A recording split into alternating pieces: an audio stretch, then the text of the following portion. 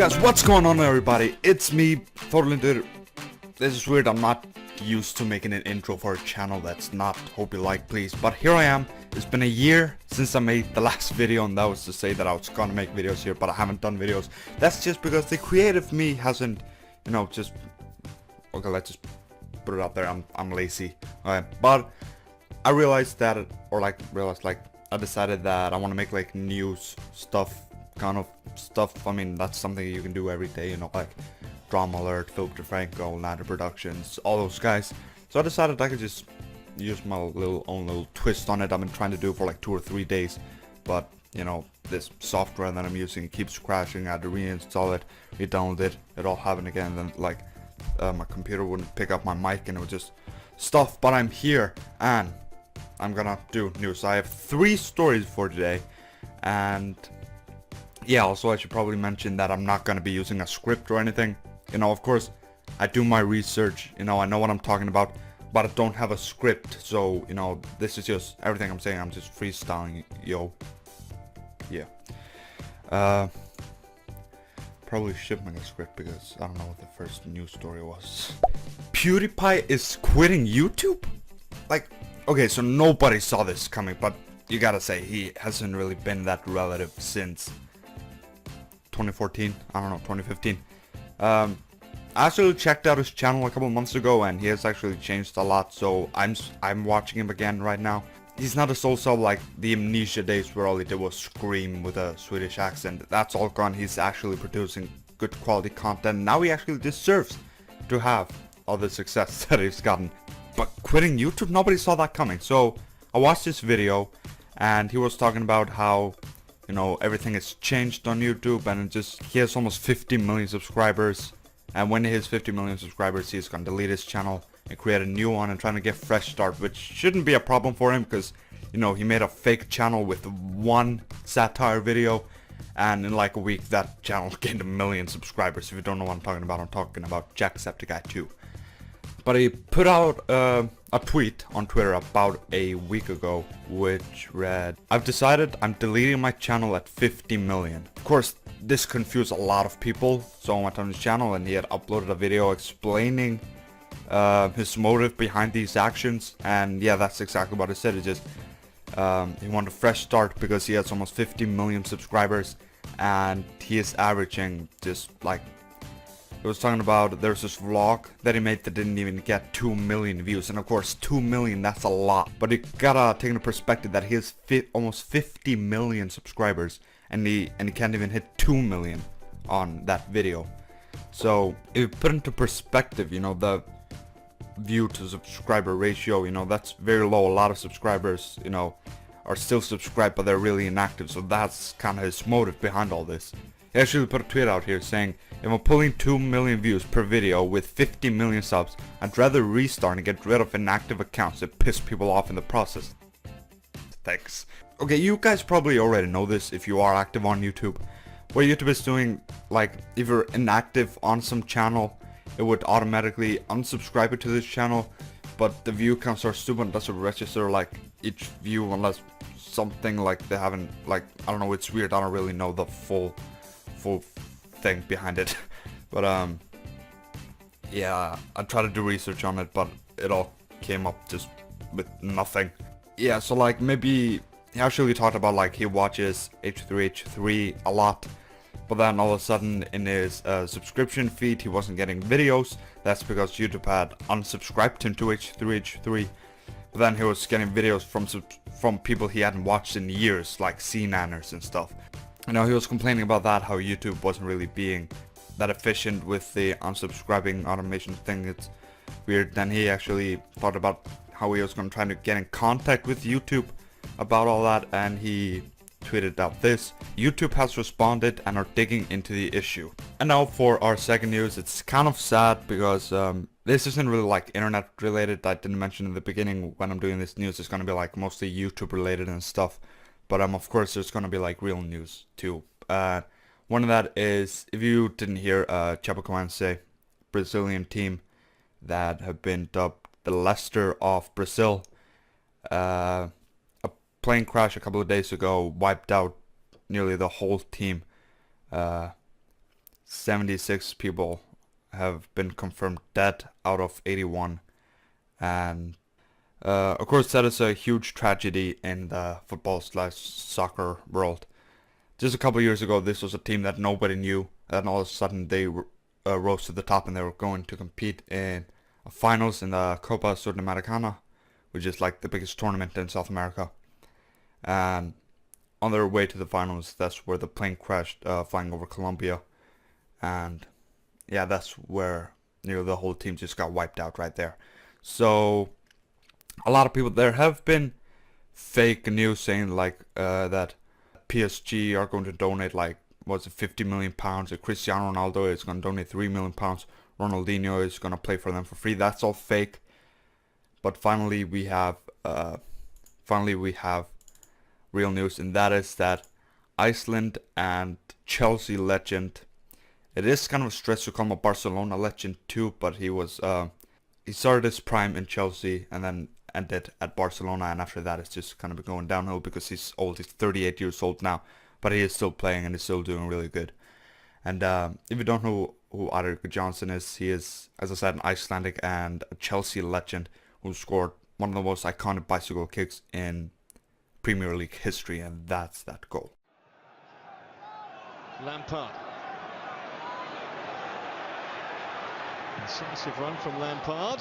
Gudjohnsen! Oh, that's fantastic! That is a fantastic goal. Eider Gudjohnsen brings Chelsea level. Absolutely brilliant.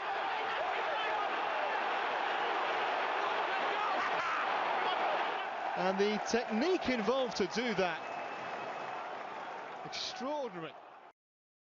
And basically what he did is he put out a tweet saying, out of respect, I would play for Chapecoense if they have a place for me, if not just to play with Ronaldinho again, hashtag Forza Chape. And what he's saying there is basically, out of respect, he would be willing to play for Chapecoense just while they, try to rebuild their team and stuff. And if it's not just to help them, it's just to play with Ronaldinho again. And of course, Ronaldinho, when I said that it is fake that he is going to join Chapecoense, he has mentioned that he would want to play there, but as of now his mind isn't completely set. Pretty sad news, but huge respect to Eider Gudjohnsen. Again, absolute legend, this dude. And now for the last news of this video. The trailer, the official trailer, or teaser, maybe I should say. It's called a trailer, but I'd consider it more of a teaser. The official teaser for The Last of Us 2 just came out. And I'm freaking out. It is no doubt in my mind that The Last of Us is the best game I have ever played. It's just, I played, some of the Witcher games, Mafia games, James Bond, Hitman, Uncharted, Jack and Daxter trilogy, sports games. Nothing comes close. Of course, Far Cry, I played that.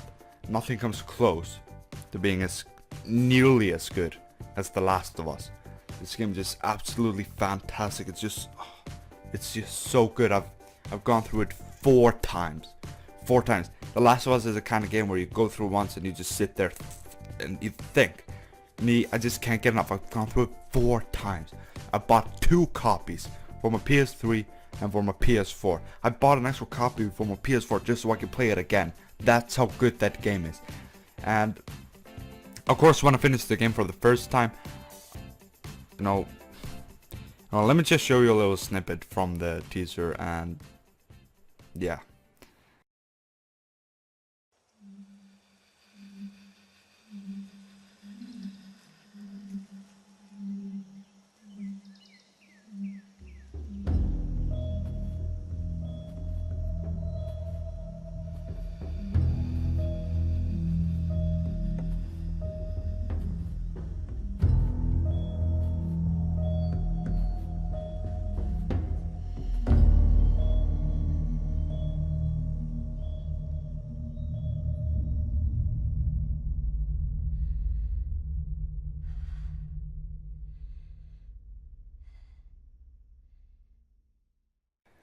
So, yeah, pretty cool, right? Of course I can't show you everything because, you know, copyright issues, but I will put a link in the description alongside all the other news articles. I'll put it all in the description below. But as I was saying before, I decided to show you a little clip.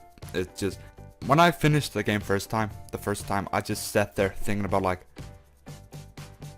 what happened next.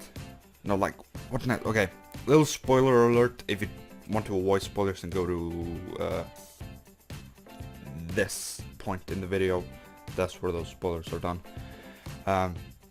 So now, if you don't mind the spoilers, you're not gonna play the game, then feel free to listen. What this game is about is basically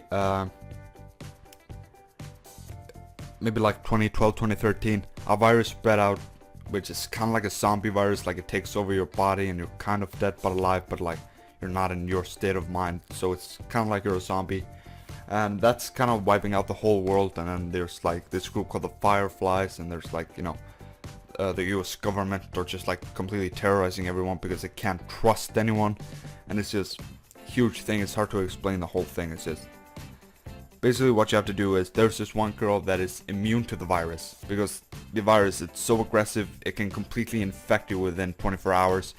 And she had been infected for 3 weeks, and the virus has spread on her arm as much as it would have after just an hour, and she's had it for 3 weeks. So basically they realized that she is immune, so they have to get her across the country to a hospital, which is going to try to, you know, see just how, and try to make a vaccine and a cure possibly for this virus, so, you know, world can get back to its normal self.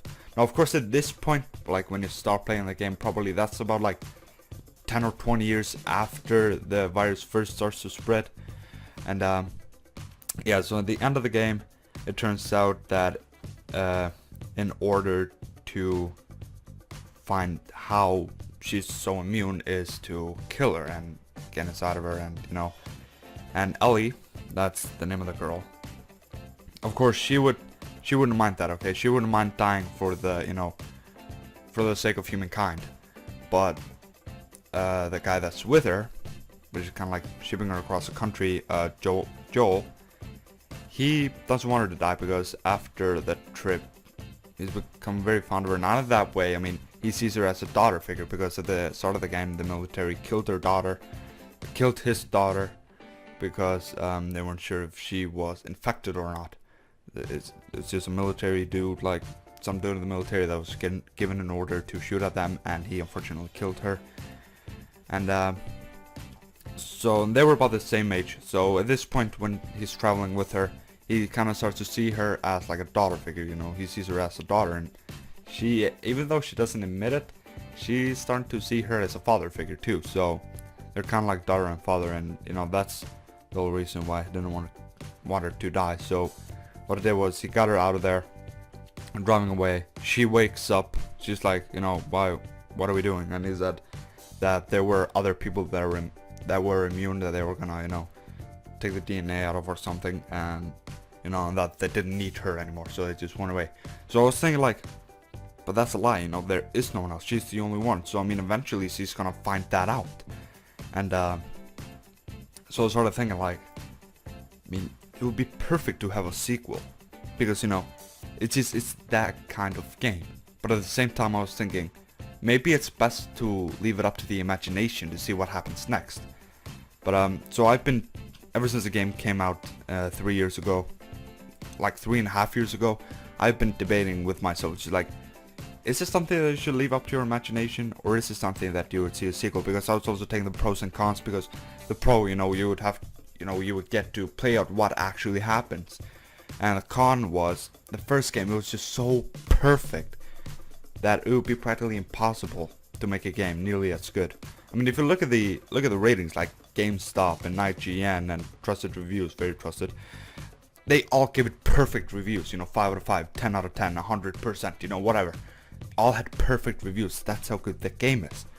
I guess we don't get to leave it up to our imagination. We are getting a sequel, and it's simply called The Last of Us Part 2, and I am so excited. but that's gonna be the end of this video. I want to thank you guys so much for watching. If you did enjoy, please leave a like, subscribe. Let me know if you want to see more of these kind of news stories. I know I was going to like tags and challenges and vlogs and stuff, but to do tags and challenges, I need friends, and you know, I have friends. It's just like what are we gonna do? You know, it's we're lazy. The only time I ever hang out with my friends if we're going out to play basketball or watch basketball. Vlogs could do that, but I have a pretty boring life, so it'd pretty much be the same vlog every day. But this kind of new stuff, this is something that I can do like differently every day. I'm not looking forward to doing this every day, maybe once a week, and if I get into it and maybe, you know, get a good rhythm, I can maybe do more and more and more until eventually I'm doing it daily. But we'll see.